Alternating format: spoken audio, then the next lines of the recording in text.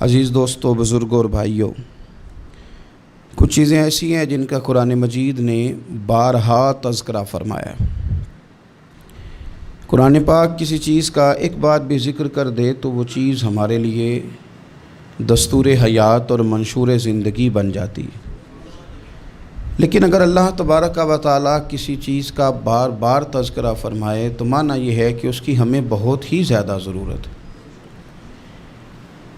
ان چیزوں میں سے ایک چیز صبر ہے۔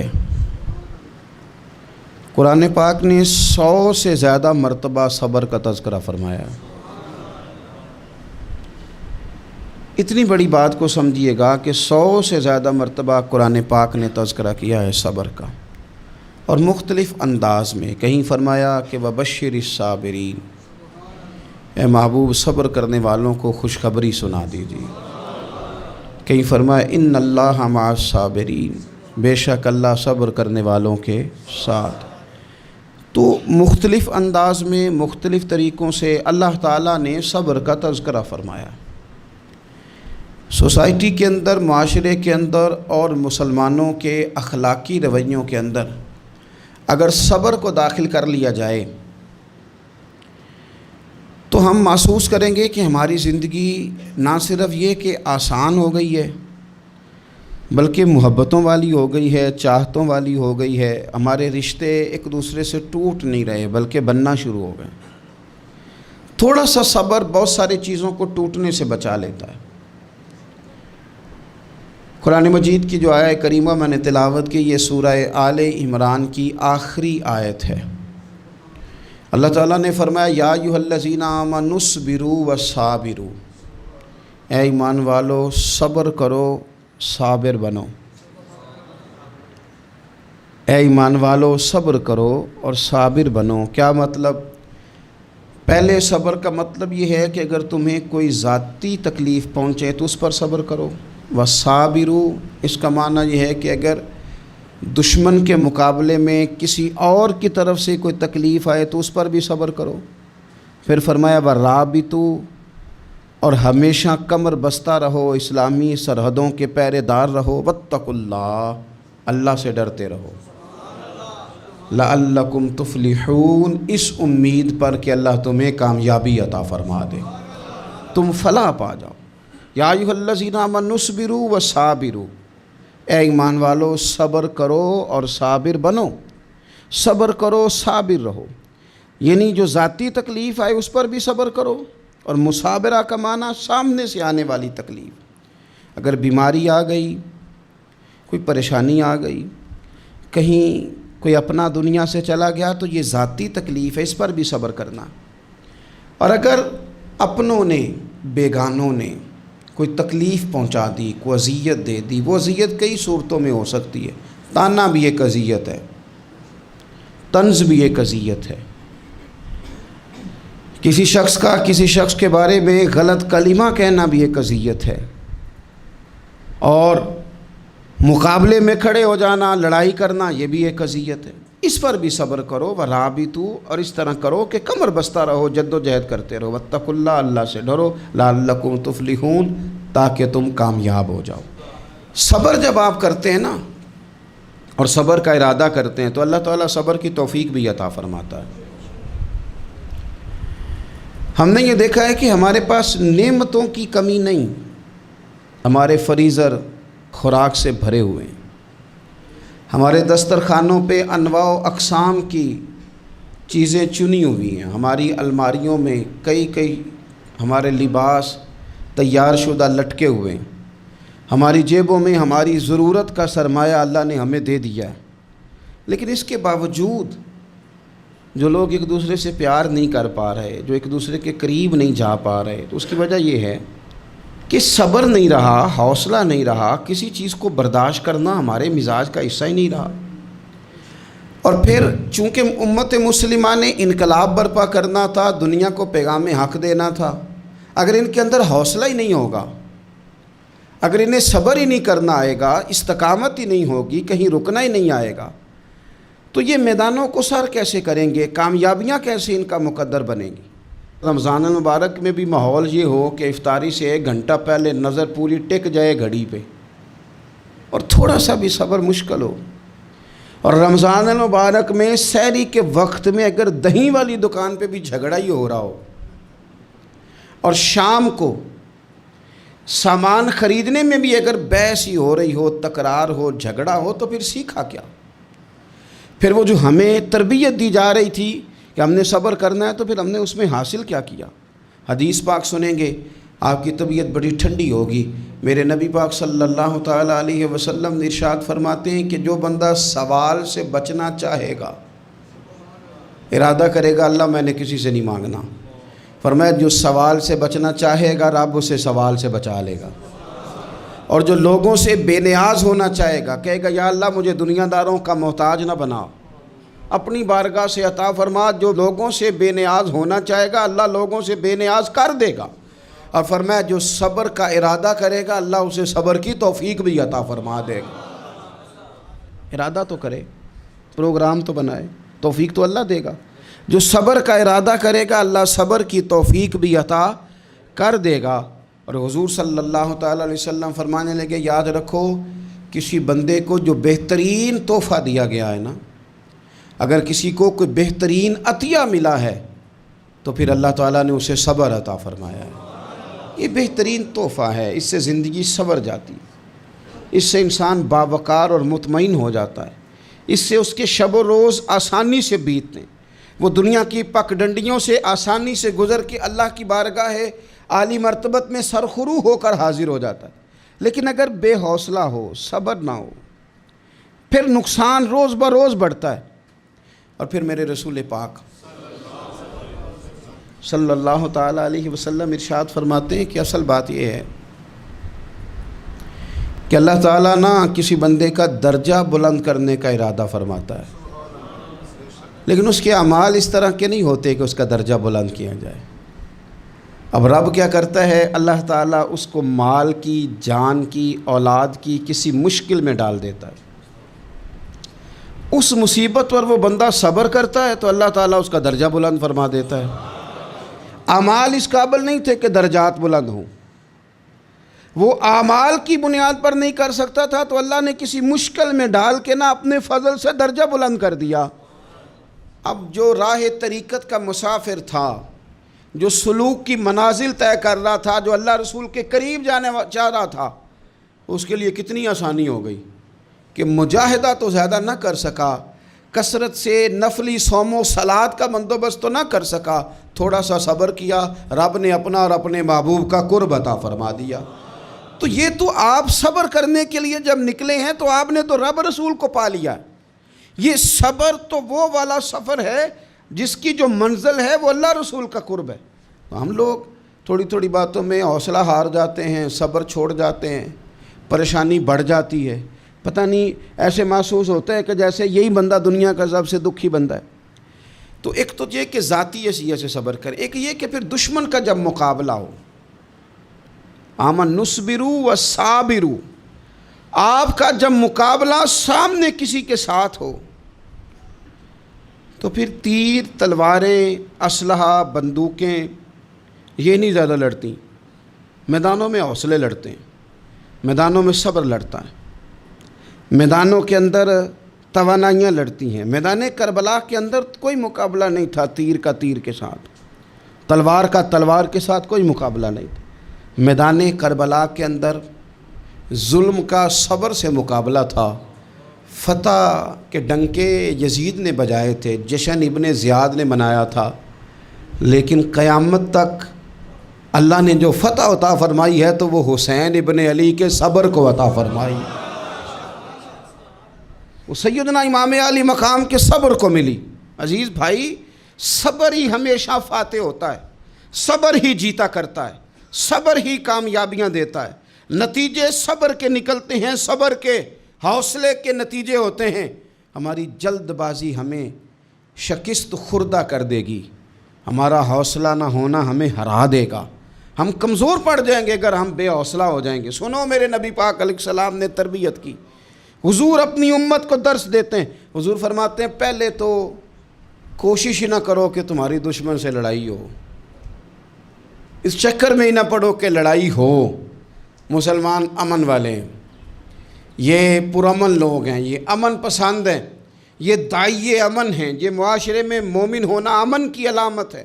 فرمایا پہلے تو یہ پروگرام ہی نہ بناؤ کہ تمہاری لڑائی ہو، اور فرمایا پھر اگر ہو جائے نا تو پھر صبر کے ساتھ مقابلہ کرو، پھر ڈٹ کے مقابلہ کرو، اور پھر یاد رکھو کہ یہ جو جنت ہے یہ تلواروں کے سائے میں ہے، جنت تلواروں کے سائے میں تمہیں ملے گی۔ پھر ڈٹنا سیکھو۔ پہلے تو بات یہ کہ تم یہ ارادہ ہی نہ کرو لڑائی، اور اگر کبھی ہو جائے وہ لوگوں کو بتاؤ کہ ہیں ہم پرامن لوگ، پر دین کے لیے کھڑا ہونا ہو تو پھر ہم سے زیادہ کسی کو کھڑا بھی نہیں ہونا آتا، پھر ہم سے زیادہ کسی کے پاس طاقت بھی نہیں۔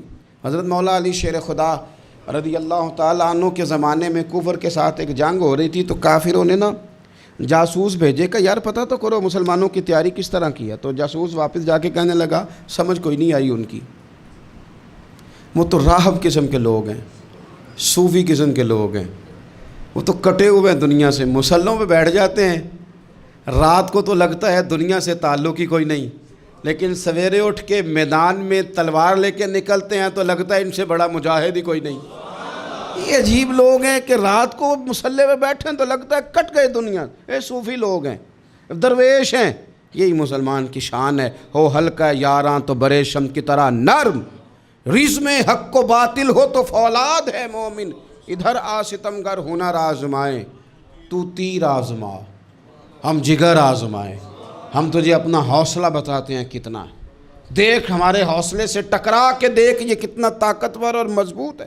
تو عزیز بھائی، اگر زندگی میں آپ کو صبر کرنا آ گیا، میں بڑے دنوں سے یہ عنوانات بیان کر رہا ہوں، اور آج تو خصوصی طور پر رمضان شریف کے اس جمعے میں اپیل کرنا چاہتا ہوں آپ سے کہ کمزور باتیں کرنی چھوڑ دیں، مایوسی کے جملے اپنی زندگی سے نکال دیں۔ ہم مسلمان ہیں، آپ بیمار ہو گئے ہیں تو یہ بھی خدا کا فضل ہے، گناہ معاف ہوں گے۔ اگر اللہ تعالیٰ نے فقیر بنا دیا، غریبی آ گئی ہے تو یہ بھی فضل ہے، امیروں سے پہلے جنت میں جائیں گے۔ اگر اللہ تبارک و تعالیٰ نے کسی جگہ آپ کو مکان نہیں دیا اور دوسرے کو دے دیا ہے تو آپ وہ لوگ ہیں جو عظیم سنت ادا کر رہے ہیں سیدنا بلال حبشی کی۔ اگر کسی جگہ کوئی کمزوری آ گئی ہے، کوئی پیچھے رہ گئے ہیں تو یہ خدا کا فضل ہے۔ اللہ تعالیٰ نے چاہا ہمارے لیے جو فیصلہ تو ہم اس پہ راضی ہیں، لیکن اپنی زندگی میں اور شکوے اتنے بڑھا لیے ہم نے، اتنے بڑھا لیے کہ لوگوں سے شکوے کرتے کرتے رب رسول سے بھی شروع کر دیے۔ غلام بھی کبھی شکوہ کرتا ہے، آقا کا بھی شکوہ ہوتا ہے، بندہ بھی کبھی شکوہ کرتا ہے، رب کا بھی شکوہ ہوتا ہے، یہ بھی کبھی ہوتا ہے۔ آپ نہ مانے پر یہ شکوہ ہے کہ میں بڑے ڈاکٹروں کے پاس گیا ہوں آرام نہیں آیا، نہ مانے پر یہ شکوہ ہے میں نے کبھی کسی کو ستایا تو نہیں پر میرے حالات نہیں ٹھیک ہوتے۔ آپ نہ مانے پر یہ شکوہ ہے کہ فلانے کے پاس دولت زیادہ ہے، اس نے پتہ نہیں وہ آگے نکل گیا اور میں پیچھے رہ گیا، نہ مانے پر یہ شکوہ ہے۔ کس سے کر رہے ہو؟ رب رسول سے؟ او آس بولے تے دی مہربانی اساں تے لاڈ ہی لڑاونے نے۔ کس سے شکوہ کر رہے ہو؟ خدا کے بندو، غلام غلامی کرتے ہیں، شکوے کرتے ہیں کوئی؟ حضرت ام سلمہ رضی اللہ تعالیٰ عنہ، شوہر کا نام ہے ابو سلمہ، بیٹے کا نام ہے سلمہ، کہتی ہیں میں، میرا شوہر، میرا بیٹا، تینوں، چھوٹا بیٹا میرا، ہم نکلے مکہ مکرمہ سے مدینہ طیبہ جانے کے لیے۔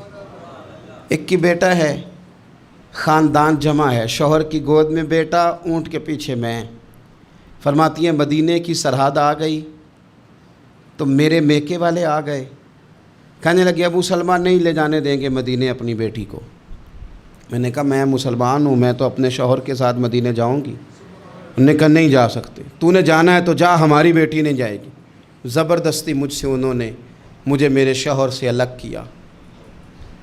کہتی ہیں پھر میرے شوہر کے قبیلے والے آ گئے، وہ کہنے لگے اگر تم اپنی بیٹی کو نہیں نہ جانے دیتے تو یہ جو ہمارا پوتا ہے یہ ہماری نسل ہے، تمہارا نہیں، اسے ہم نہیں جانے دیں گے۔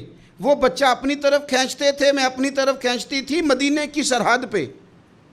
یہ جھگڑا زمین کے لیے نہیں ہو رہا، مکان کے لیے نہیں ہو رہا، حضور کے مدینے جانے کے لیے ہو رہا، حضور کے مدینے جانے کے لیے ہو رہا، مدینے جانے کے لیے ہو رہا۔ لنگ کئی مہینے تے برس گئے تے تیری دید نو دیدے ہی ترس گئے، انہوں نے بچہ کھینچا، میں نے اپنی طرف کھینچا، میرے بچے کا بازو اتر گیا۔ فرماتی ہیں میرے شوہر مدینے چلے گئے، بیٹا میرے سسرال والے لے گئے، مجھے میکے والے لے گئے۔ آج بھی کچھ سیانے بندے کہتے ہیں اس کو نکال دو اور بچے چھین لو۔ ان کا بھی خیال تھا کہ بیٹا لے جائیں گے نا تو ابو سلمہ بھی مدینے سے واپس آ جائے گا، یہ بھی واپس آ جائے گی۔ او یار، اتنا بڑا بھی ظالم کوئی نہیں ہوگا جو ماں باپ سے بچے جدا کرے۔ فرماتی ہیں کہ وہ لے گئے چھین کے، میں میکے چلی گئی۔ لوگ روٹی کھاتے تھے، میرے حلق سے نہیں گزرتی تھی۔ زمانہ سویا کرتا تھا، میں سو نہیں پاتی تھی۔ بیٹا کہاں، شوہر کہاں، میں کہاں۔ ام سلمہ کتنی دیر تکلیف کاٹی؟ جناب ام سلمہ کہنے لگی لوگوں 1-2 دن نہیں، پورا سال بیت گیا، پورا سال، پر جے سونا ہی میرے دکھ وچ راضی، جے سونا ہی مارو مینوں مار مکاؤ، میں کوئی عذر نہ پیش لے آواں، او جے سونا ہی میرے دکھ وچ راضی، پھر سکھ نو چلے ڈاواں۔ فرمایا سال بیت گیا، لوگ صبح اٹھ کے کام کاج پہ لگ جاتے، کپڑے بدلتے، ڈیوٹیاں کرتے، اور میں سویرے اٹھ کے اس جگہ آ جاتی جہاں میرا شوہر اور میرا بیٹا بچھڑا تھا۔ میں سارا دن روتی، آہوزاری کرتی، حضور کے مدینے کی طرف منہ کر کے میں تڑپتی۔ سال بیت گیا، سال، ایک ہفتہ نہیں نکلتا بچوں کے بغیر۔ بڑے بڑے سیانے لوگ پردیس جاتے ہیں تو بچوں کی فوٹو دیکھ دیکھ کے روتے ہیں، لیکن کہتی ہیں ماں تھی، بیٹا بچھڑا اور پھر بیٹا بیمار ہو اور ماں سے جدا ہو، کتنی تکلیف کا منظر ہے۔ آپ فرماتی ہیں کہ 1 سال بیت گیا اور میں نے کسی کی منت نہیں کی، میں نے کوئی شکوہ نہیں کیا، اس لیے کہ جس حال میں رب و رسول رکھیں، یہ حوصلہ، یہ صبر، یہ توانائی۔ 1 سال کے بعد میرے چچا کا بیٹا میرے پاس سے گزرا، تڑپتے دیکھ کر کہنے لگا میری بہن تو سارا دن روتی رہتی ہے۔ تو میں نے کہا بھائی تمہیں کیا بتاؤں، اس کا شوہر چلا جائے، بیٹا جدا ہو جائے، وہ کیا کرے گی؟ فرماتے اس نے جا کے میرے باپ سے، اپنے والد سے، میرے خاندان والوں سے کہا اس کی سزا کب ختم ہوگی؟ اس غریبنی کا قصور یہ ہے کہ یہ مدینے والے کا کلمہ پڑھتی ہے، اس کی غلطی یہ ہے کہ یہ مسلمان ہو گئی ہے، دین حق قبول کر لیا ہے، کیوں نہیں تم خیال کرتے؟ کہتے ان کے دل نرم ہوئے، وہ رضامند ہوئے مجھے مدینے جانے پہ۔ پھر اس نے کوشش کی، میرے سسرال پیغام بھیجے، کب بس کرو، اور بچہ تو چڑیا کا جدا ہو جائے تو وہ تڑپا کرتی ہے، اور تم نے ایک جیتی جاگتی ماں کا بیٹا جدا کیا ہے۔ وہ بھی نرم ہوئے، رب نے اسباب بنائے، میرا بیٹا مجھے ملا۔ کہنے لگے تو رہ جا، میں نے کہا نہیں، تم مسلمان نہیں ہو، تمہیں پتہ نہیں نا، میں یہاں نہیں رہ سکتی، مجھے مدینے ہی جانا ہے۔ اکیلی اتنا سفر، جنگلوں کا رستہ، پہاڑی رستہ طے کر لو گی؟ میں نے کہا میں کر لوں گی۔ جنوں ویکھ کے ٹھر دیاں اکھیاں نے تو جنوں ویکھ کے ٹھر دا سینہ ہے، ربا تیری ساری خدائی چ ایک کی تے شہر مدینہ ہے۔ کہتی میں اونٹ پہ بیٹھی، بیٹا میں نے گود میں بٹھا لیا، میں سفر کرنے لگی، پر دل میں کھٹکا تھا کہ اتنا لمبا سفر، بیٹا چھوٹا ہے، کیسے کروں گی؟ کہتے مجھے عثمان بن طلحہ مل گئے، کہنے لگے کہاں جا رہی ہو بہن؟ میں نے کہا مدینے۔ کہنے لگے اکیلے جاؤ گی؟ میں نے کہا جانا تو ہے نا، کوئی ساتھ چلے نہ چلے پر شہر رسول تو جانا ہے نا۔ آپ فرماتی ہیں میں نے عثمان بن طلحہ سے نیک بندہ کوئی نہیں دیکھا، میرے اونٹ کی لگام تھام لی۔ جب مجھے اونٹ پہ بٹھاتے تھے نا، اونٹ بٹھا کے چلے جاتے تھے، میں بیٹھ جاتی تھی تو آ کے لگام تھامتے تھے۔ جب کہیں مجھے اتارتے تھے تو اونٹ بٹھا کے چلے جاتے تھے، میں اتر جاتی تھی تو اونٹ کو باندھتے تھے۔ سونا ہوتا تھا تو اونٹ بٹھا دیتے، میں اتر جاتی، وہ دور جا کے لیٹ جاتے۔ فرماتی تھی پھر میرے لیے میرے رب نے اسباب پیدا کیے اور میں مدینہ پہنچی، میں شوہر سے ملی، اور لوگوں میرے نصیب دیکھو، میں رہنے کہاں لگی؟ حضور کے مدینے میں، شہر رسول میں، شہر رہ پائے نظر ہوش میں آ، یہ کوہ نبی ہے۔ میں حضور کے حرم کی زمین اور قدم رکھ کے چلنا، ارے سر کا موقع ہے او جانے والے، مدینے کے خطے خدا تجھ کو رکھے، غریبوں فقیروں کے ٹھہرانے والے۔ کہتی ہے میں وہاں بسنے لگی۔ آپ فرماتی ہیں مسلمانوں، شاید مجھ سے زیادہ تکلیف کسی نے نہ سہی ہو، پر دیکھو 1 سال پورا میں تکلیف میں رہی، اور جب میرا صبر سال کو پہنچا، صبر کی عمر 1 سال ہوئی، تو پھر رب نے بندوبست کیا، پھر میرے گھر والے بھی نرم ہو گئے، سسرال والے بھی نرم ہو گئے، رب نے میرے آنے جانے کے لیے ایک بندے کا بندوبست بھی فرما دیا، پھر میرا شوہر تک بھی میں پہنچ گئی، مجھے مدینہ الرسول بھی نصیب ہوا۔ 1 سال میں نے صبر کیا تھا، رب نے مجھے مستقل مدینے کا ٹھکانہ عطا فرما دیا۔ لیکن جو بندہ صبر ہی نہ کر پائے، جو صبر ہی نہ، جو کہ جی بڑی دور سے آیا ہوں، بڑی دیر ہو گئی، بڑا ٹائم ہو گیا، کب جا کے مسئلہ حل ہوگا، وہ جو آپ نے بتایا تھا وہ تعویذ کب اثر کرے گا، وہ دعا کب قبول ہوگی، وہ فلانا معاملہ کب، بھئی یہ ڈیٹ تو آپ کو رب رسول ہی دے سکتے ہیں، بندہ تو کوئی اطلاع ہی دے گا، پیغام ہی دے گا، دعا ہی کرے گا۔ اگر زندگی میں حوصلہ ہی نہیں ہوگا، اگر آپ کو یہ قرار ہی نہیں آئے گا، ٹھہرنا ہی نہیں آئے گا کسی میدان میں۔ دیکھیں کچھ ایسی اذیتیں ہوتی ہیں جو اذیت ناک ہوتی ہیں، لیکن اگر غلامی میں آ جائے نا آپ تو وہ اذیت ناک نہیں ہوتی، اس چبھن میں مزہ آنے لگتا ہے۔ کئی درد بھی مزیدار ہوتے ہیں، کئی درد بھی، کبھی زخم ٹھیک ہونے پہ آ جائے نا تو اسے چھیڑو تو مزہ آتا ہے، اس لیے کہ کچھ درد بھی مزیدار ہوتے ہیں۔ آتش سے کسی نے کہا تو روتا بڑا ہے، اس نے کہا محبوب کی یاد میں تڑپتا ہوں، ابھی تو ایک دل ہے، میرے تو خواہش تھی کبھی 2 ہوتے نا تو صحیح کر کے تڑپتا، رب نے دل ایک بنایا، کہتا وہ مزہ دیا ہے تڑپ نے کہ میری آرزو ہے یا رب میرے دونوں پہلوؤں میں دل بے قرار ہوتا۔ درد میں بھی مزہ ہے، پر شرط یہ ہے کہ لوگ درد میں بھی جینا سیکھیں۔ ہم نہ آرام میں جینا چاہتے ہیں، پنکھے کے نیچے جینا چاہتے ہیں، کاش کہ ہمیں صحرا میں بھی نیند کا مزہ لینے کا طریقہ آئے، پھر زندگی کے سارے راستے آسان ہیں، پھر اقرا بھی مشکل نہیں۔ لیکن چونکہ حوصلہ نہیں، صبر نہیں، وہ والا قرار نہیں جو ایک مسلمان سے رب رسول کا مطالبہ ہے۔ حدیبیہ کے موقع پہ نا نبی پاک صلی اللہ علیہ وسلم نے جو شرطیں کافروں کے ساتھ طے کی تھی نا، حضور نے نور بصیرت سے کی تھی نا، تو انہی شرطوں نے پھر فتح کے باب کھول دیے۔ ان فتحنا لک فتحا مبینا۔ ایک شرط یہ تھی کہ اگر کوئی مسلمان مدینے سے مکے آئے گا تو مکے والے واپس نہیں کریں گے، رکھ لیں گے۔ پھر غور کریں، کوئی مسلمان اگر مدینے سے مکے آئے گا تو مکے والے واپس نہیں کریں گے، اور اگر کوئی بندہ مسلمان اپنے آقا کی مرضی کے بغیر مسلمان ہو جائے اور وہاں سے وہ مدینے آئے گا تو حضور پناہ نہیں دیں گے۔ تو میرے بھائی، محبوب کی طرف سے آنے والا نہ صرف سوکھ ہی نہیں قبول کرنا چاہیے، دکھ بھی قبول کرنا چاہیے، دکھ بھی قبول کرنا چاہیے۔ ہمارا یہ مسئلہ ہے کہ ہم نہ میٹھی میٹھی کے قائل ہیں، کڑوی کڑوی کے قائل نہیں۔ اگر وہ کبھی دکھ دے نا تو محبوب کا دکھ بھی سکھ سمجھ کے قبول کرو۔ ہاں اس کی طرف سے کانٹا ہے کبھی تو اسے پھول سمجھ کے قبول کرو، وہ چبھے گا نہیں، انشاءاللہ مزہ ہی دے گا، وہ قبول تو کرو نا۔ تو اب حضرت ابو بصیر رضی اللہ تعالیٰ عنہ ایک صحابی تھے، ایک تو حضرت ابو جندل رضی اللہ تعالیٰ عنہ تھے نا، تو وہ تو حدیبیہ میں آ گئے، حضور مجھے لے جائیں، تو نبی پاک نے فرمایا میں نے وعدہ کر لیا ہے، ان کو بھی حضور نے واپس بھیج دیا۔ اور یہ بیچارے نا اپنے آقا کی جیل توڑ کے مکے سے بھاگ کے مدینے آئے، یا رسول اللہ مجھے قبول کر لے، میں بھاگ آیا ہوں، وہ بڑا ظلم کرتے ہیں، مارتے ہیں، تکلیف دیتے ہیں۔ وہ آئے تو ادھر سے نا اس کے مالک نے 1-2 بندے بھی بھیج دیے رکا دے کے کہ یا رسول اللہ آپ کا تو وعدہ تھا کہ آپ بندہ رکھیں گے نہیں۔ یہ آئے اور رکا بھی آ گیا۔ اب ذرا منظر کو سمجھیں۔ ہمارا تو یہ مسئلہ ہے کہ کہتے ہیں کہ میری 99 باتیں مانی ہیں، ایک نہیں مانی، لہذا میرا تعلق ہی کوئی نہیں۔ لیکن یہاں کیا کیفیت ہے؟ بندہ رو رہا ہے، تڑپ رہا ہے، حضور میں مار سے بچتا ہوا آیا ہوں، جیل توڑ کے آیا ہوں، مجھے قبول کر لیں۔ ادھر رکا آ گیا کہ آپ کا وعدہ تھا رکھیں گے نہیں۔ اب یہ کتنا مشکل مسئلہ ہے، لیکن رسول پاک علیہ السلام نے فرمایا ابو بصیر میں نے وعدہ کیا یار تجھے واپس جانا پڑے گا۔ ہوئے ہوئے ہوئے، لوگ تو کہتے ہیں نا کہ وہ پیر صاحب نے کہا تھا تو میرا کام نہیں ہوا، لہذا میری بیعت ہی گئی، چھٹی ہو گئی، ماحول ہی بڑا عجیب ہے۔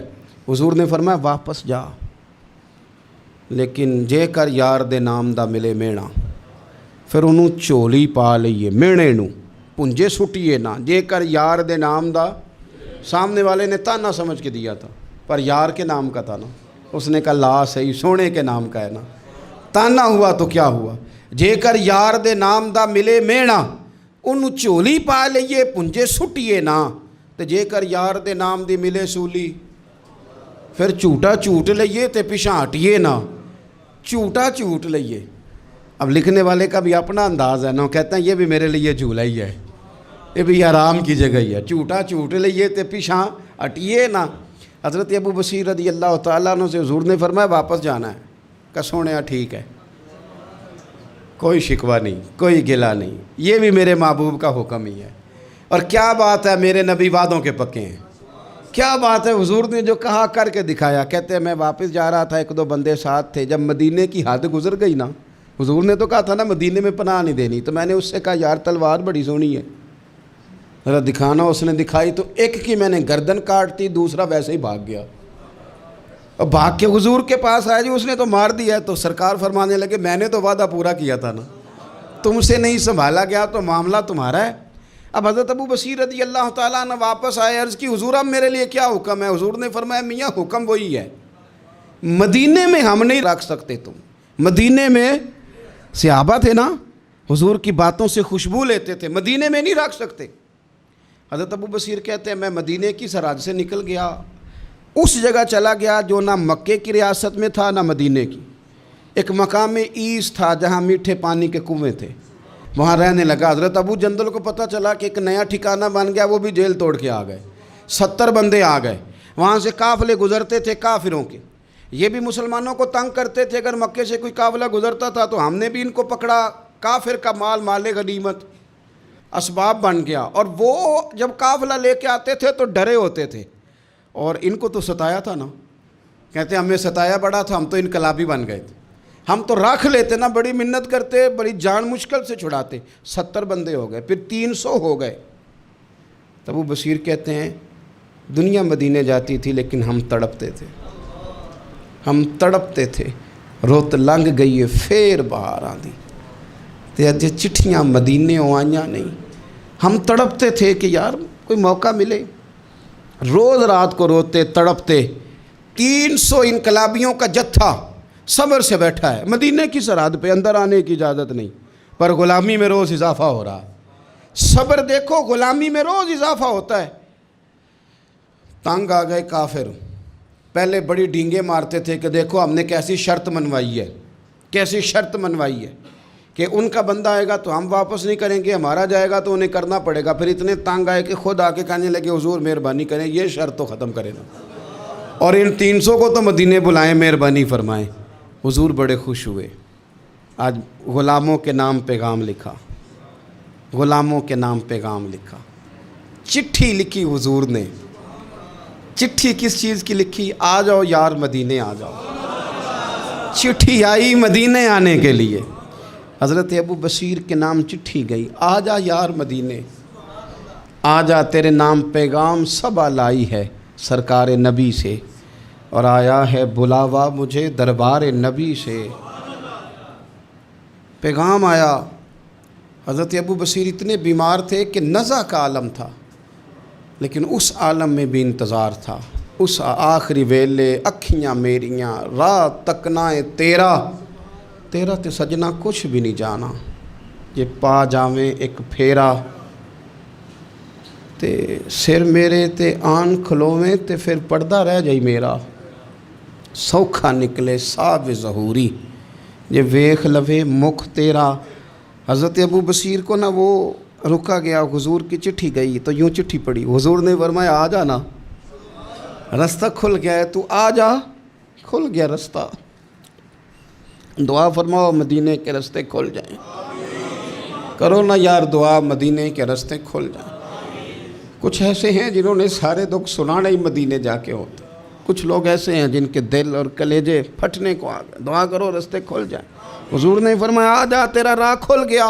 हज़रत अबू जंदल कहते हैं मैं सराहने खड़ा था, हज़रत अबू बशीर के ख़त पढ़ा, मुस्कुराए, इशारे से कहने लगे देख मेरे नबी का खाता है, हुजूर की चिट्ठी मेरे नाम आई है, पढ़ना। तो मैंने भी पढ़ी, पहले रोए फिर कलमा पढ़ा, फिर मेरा हाथ थामा, रूह ही परवाज़ कर गई हमेशा के लिए, हमेशा के लिए।